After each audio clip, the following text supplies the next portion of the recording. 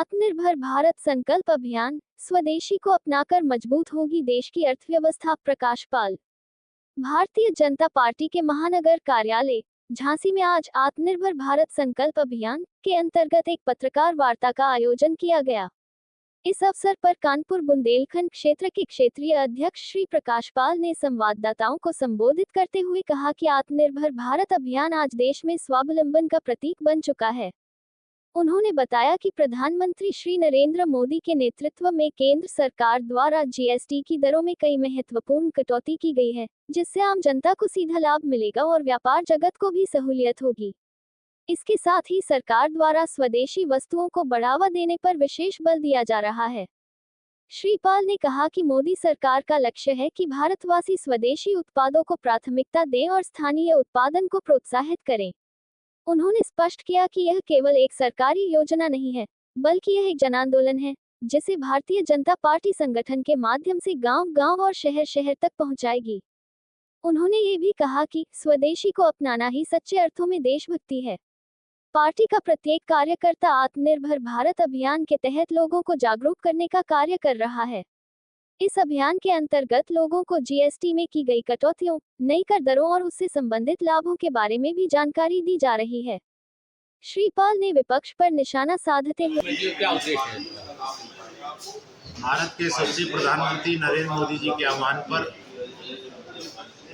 25 सितंबर से 25 दिसंबर 90 दिन तक आत्मनिर्भर भारत, हर घर स्वदेशी, घर घर स्वदेशी एक अभियान पार्टी चला रही है, ताकि देश में जो बहुत सी चीज़ों का आयात होता है उससे हमको मुक्ति मिले, हम स्वयं बनावें, हर चीज़ में हम आत्मनिर्भर हों और 2047 तक भारत विकसित हो, अपनी दम पर, अपनी हैसियत पर विकसित हो। इसके लिए 140 करोड़ देशवासियों को पूरे देश में ये 90 दिन का हमारा अभियान है।